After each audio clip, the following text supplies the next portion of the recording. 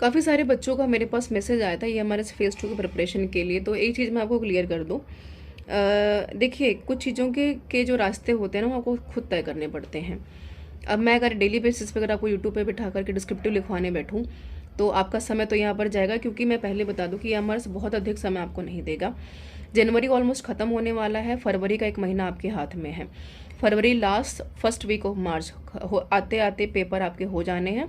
बहुत आगे पीछे होगा तो 1 हफ्ते 10 दिन, उससे ज़्यादा नहीं, लेकिन पेपर तो ले ही लेंगे, ये इसमें कोई दो राय नहीं है।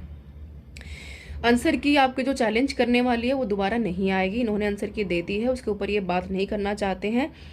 काफ़ी सारे बच्चों ने बात भी कर लिया, आरटीआई वगैरह भी डाल दिया है, लेकिन कुछ खास जवाब नहीं आया है। बोलते हैं कि हम देखेंगे, बताएंगे आपको, है ना। तो मेरी आपसे एक गुजारिश है कि जब हम ऐप को चेक करेंगे तो कृपया करके उस ऐप के ऊपर दिए हुए कंटेंट के ऊपर अपने विचार देने से पहले, कोट एंड कोट विचार देने से पहले, जिनको कि लग रहा है कि हम कोर्स बेचने के लिए बैठे हैं, तो मैं बता दूं कि 8,000 से ज़्यादा बच्चे डिस्क्रिप्टिव का पेपर पढ़ करके अपने आंसर राइटिंग कर रहे हैं। और ध्यान रखिएगा कि मैंने बिल्कुल ये नहीं कहा है कि आप हमसे पढ़िए, बिल्कुल आप फ्री हैं, आप सशक्त हैं पढ़ने के लिए, लेकिन ध्यान रखिएगा कि जो भी आप पढ़ रहे हैं ऑथेंटिकेशन आपका होना चाहिए।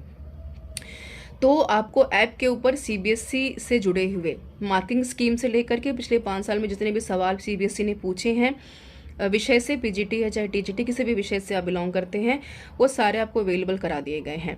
मैंने पहले भी कहा है कि किसी भी चीज़ को जब आप पढ़ रहे हैं तो उस पढ़ने के नेचर को समझिए, है ना। जैसे हम किसी व्यक्ति से जब आप बात करते हैं तो उसके नेचर को अंडरस्टैंड करते हैं, है ना। दोस्ती मित्रता तो बात की बातें होती हैं। तो जब आपको दोस्ती मित्रता करनी है अपने पेपर से, तो पहले पेपर के नेचर को समझिए कि पेपर आपसे डिमांड क्या कर रहा है। डिमांड नहीं समझ पाए तो आप सप्लाई नहीं कर पाएंगे, पेपर नहीं लिख पाएंगे। और कुछ रूल रेगुलेशंस गांठ बांध लीजिए, अगर आपको यहाँ पर क्वालिफाई करना है हमारे फेज़ 2, तो आपको एनसीईआरटी पढ़नी पड़ेगी, इसका कोई सब्स्टिट्यूट नहीं है। कुछ भी नोट्स पढ़िए, लेकिन एनसीईआरटी से बिल्कुल भी मजाक मत कीजिएगा, वरना पेपर इस बार आप क्वालिफाई नहीं कर पाएंगे।